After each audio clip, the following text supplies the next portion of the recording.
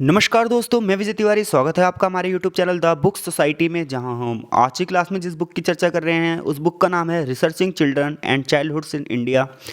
और आज इसके हम अंतिम चैप्टर यानी कि चैप्टर नंबर 6 की चर्चा करेंगे। अब तक इस पूरी बुक में हमने ये पढ़ लिया है कि एक रिसर्च करते समय एक रिसर्चर को किन किन विधियों का पालन करना होता है और इसके साथ साथ पढ़ने वालों को किन किन चीज़ों का ध्यान रखना होता है। आज की इस चैप्टर में हम ये बात करेंगे कि जब हम किसी चीज़ पर रिसर्च करते हैं तो उस रिसर्च करते वक्त अंत में जो सबसे महत्वपूर्ण कार्य होता है वो ये होता है कि हम अपनी रिपोर्ट कैसे तैयार करते हैं। क्योंकि जो पढ़ने वाला बंदा है वो सिर्फ रिपोर्ट को पढ़ता है, उससे पहले की जो विधियाँ हैं उसे नहीं पढ़ता।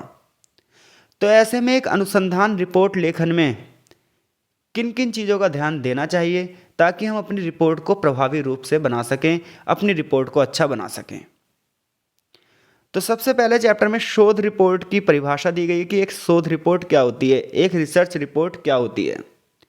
फिर ये बताया जाएगा कि उसका ड्राफ्ट कैसे तैयार किया जाता है और उसको लिखते समय में किन किन सावधानियों को बरतना चाहिए। तो जब हम बात करते हैं एक रिसर्चर की ज़िंदगी की, जो रिसर्च कर रहा है किसी भी विषय पर, चाहे वो बच्चों से संबंधित हो, शिक्षा से संबंधित हो, या समाज से संबंधित हो, या विज्ञान से संबंधित हो, तो अंत में वो एक रिपोर्ट जो तैयार करेगा वही रिपोर्ट सबके सामने छपेगी।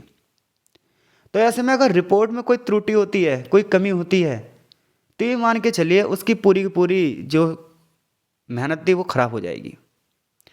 तो शोध रिपोर्ट तैयार करना संपूर्ण शोध कार्य करने की भांति बहुत ही महत्वपूर्ण कार्य है। यानी कि जितनी अब तक आपने रिसर्च करी, जितनी भी चीज़ों की खोज करी, जितनी भी चीज़ों के बारे में आपने ज्ञान प्राप्त किया, वो तो एक कठिन कार्य था ही था, लेकिन उसको कागज पे एक शॉर्ट ड्राफ्ट में प्रस्तुत करना और भी ज़्यादा महत्वपूर्ण कार्य हो जाता है, कठिन कार्य हो जाता है। ये केवल शोधकर्ता अपनी संतुष्टि के लिए तैयार नहीं करता, यानी कि रिसर्चर अपनी संतुष्टि के लिए रिपोर्ट नहीं तैयार करता, बल्कि उसे रिपोर्ट में ये देखना चाहिए कि जो उसने अध्ययन किया, उसने जो केस स्टडी तैयार करी, उसने जो इंटरव्यूज तैयार किए, उसने जो डाटा इकट्ठा किया, क्या उसका कुछ सामाजिक मूल्य भी है, क्या वो सोसाइटी के लिए प्रॉफिटेबल भी है। तो जब हमारा अनुसंधान अध्ययन पूरा हो जाए तो इसका निष्कर्ष और उसके उपयोग के लिए हम एक रिपोर्ट तैयार करते हैं। इस रिपोर्ट का उद्देश्य ये होना चाहिए कि वो पाठकों की यानी कि पढ़ने वालों की समस्याओं की जांच, समस्याओं की समाधान के लिए उपयोग की जाने वाली जो विधि हैं उनके परिणाम और परिणामों से अनुमानित निष्कर्ष निकाले जा सकें। देखिए,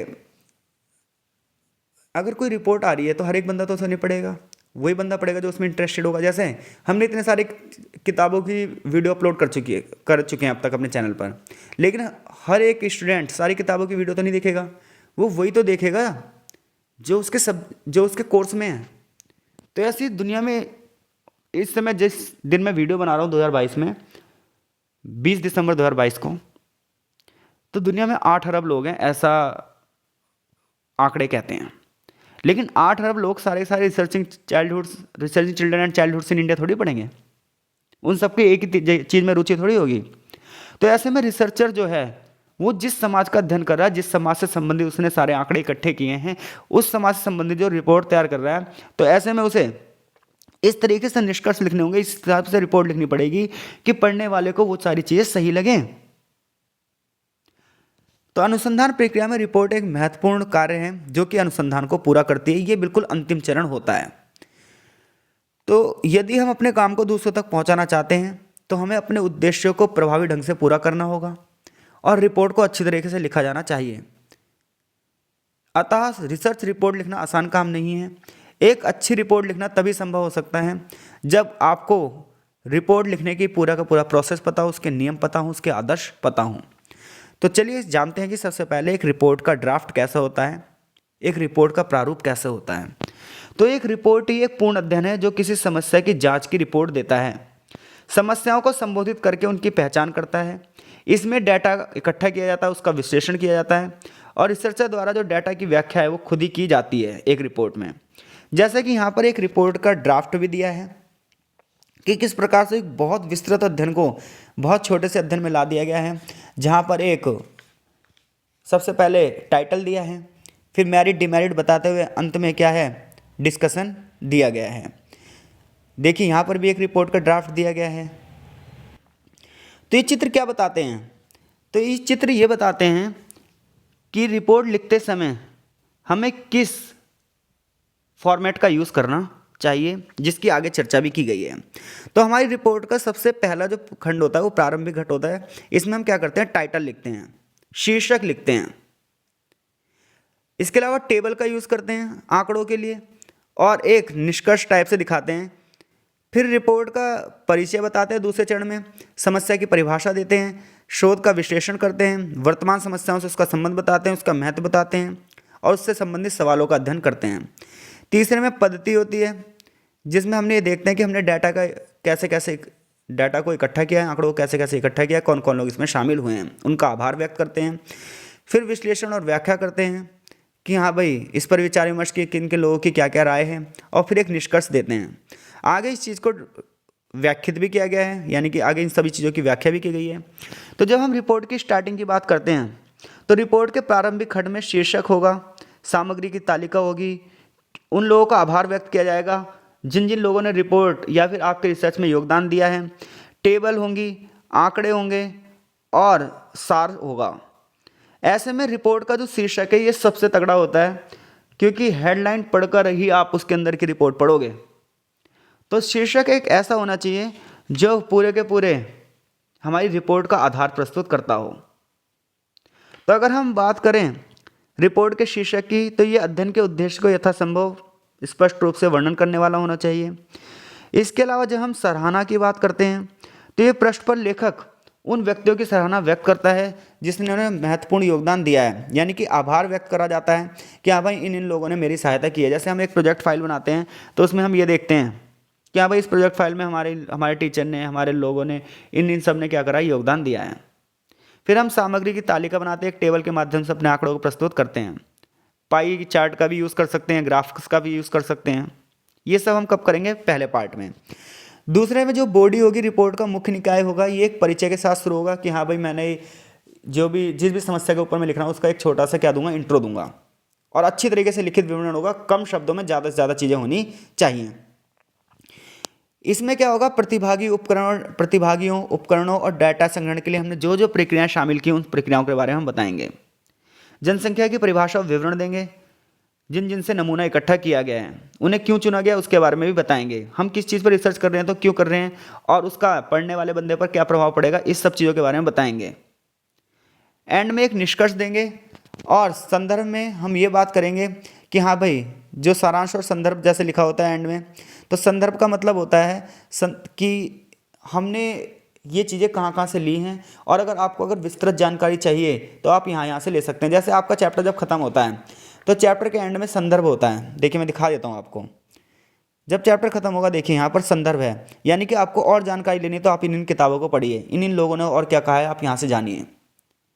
तो एक रिपोर्ट के जो सबसे पहला पार्ट होता है उसमें एक शीर्षक होगा, आंकड़ों को दिखाया जाएगा, आभार व्यक्त किया जाएगा कि किन किन लोगों ने हमारी इसमें योगदान दिया है, और फिर संदर्भ बताएंगे कि हमने हाँ भाई इस चीज़ से थोड़ा सा डाटा लिया है और इसके अलावा आपको ज़्यादा जानकारी लेनी है तो आप इस चीज़ को और पढ़ सकते हैं। तो इसका मतलब होता है संदर्भ अनुभाग। रिपोर्ट लिखने में क्या क्या सावधानी बरतनी चाहिए, तो रिपोर्ट लिखने में हमें सावधानी ये बरतनी चाहिए, सबसे पहले ऐसी भाषा का प्रयोग नहीं करना चाहिए जो पाठकों के मन में संशय ला दें। तो रिपोर्ट में ऐसी भाषा का प्रयोग करना चाहिए जो लोगों के लिए संवेदनशील हो, सम्मानजनक हो, ऐसी भाषा ना हो कि जो असभ्य हो। इसके अलावा उचित शर्तों का ही उपयोग करें। अनुसंधान समझ को व्यक्त करने के लिए विशेष वकैब का प्रयोग करने की आवश्यकता होती है। सरल शब्दों का प्रयोग करें ताकि हर एक बंदा यथासंभव आपके चीज़ों को समझ पाए। और निष्कर्ष तैयार करते हुए नैतिकता से करिए, यानी कि उसके अंदर मॉरलिटी होनी चाहिए, एथिक्स होनी चाहिए, किसी के दबाव में निष्कर्ष तैयार मत करिए। ऐसा दिखाइए कि रिपोर्ट ईमानदारी से लिखी गई है, वास्तव में ये समाज के बारे में बताती है। ऐसा ना हो कि समाज में समस्याएं हैं और आपकी रिपोर्ट ऊपर से खोखली दिखाई दे रही है। इस रिपोर्ट को लिखते वक्त आप एक दृष्टिकोण को नियोजित करें और इसके साथ साथ एक रिपोर्ट में अध्ययन के विषय ज्ञान और अनुसंधान के लिए ज्ञान को प्रसारित करने के बीच में संतुलन होना चाहिए। यानी कि आपकी एक रिपोर्ट तैयार है तो उसको प्रकाशित कैसे करोगे, इस पर भी चर्चा करना चाहिए। अध्ययन के कुछ हिस्सों को आपस में जोड़ें, जैसे कि आपकी रणनीति क्या होनी चाहिए, आगे क्या होना चाहिए। यानी कि एक रिपोर्ट ऐसी रिपोर्ट होनी चाहिए जिसका अगला भाग आने के भी दर्शक या फिर पाठक क्या करें, इंतज़ार करें। तो चैप्टर से क्वेश्चन यही बनता है। आगे चैप्टर का एक बेसिक इंट्रो दिया है, माफ़ कीजिएगा निष्कर्ष दिया है कि हाँ भाई इस चैप्टर में हमने क्या क्या पढ़ा है। चैप्टर से जो प्रश्न बनते हैं वो यही बनते हैं। एक शोध रिपोर्ट के लेआउट का वर्णन कीजिए, यानी कि एक शोध रिपोर्ट को कैसे तैयार किया जा सकता है। एक रिपोर्ट तैयार करते समय किन बातों का आप ध्यान रखेंगे। पता लगाइए कि लेखन में सामाजिक अनुसंधान का क्या महत्व है। रिपोर्ट लिखते समय किन सावधानियों का ध्यान रखना चाहिए। तो इन सभी प्रश्नों का उत्तर देने में आप सक्षम हैं। आशा है आपको ये पूरी सीरीज़ अच्छी लगी होगी, ये पूरी सीरीज़ समझ में आई होगी।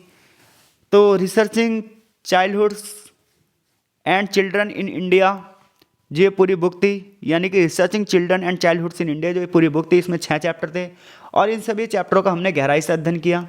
मैंने इसे सरल भाषा में बनाने की एक कोशिश की है। आशा है मेरी ये कोशिश आपके लिए कारगर सिद्ध होगी।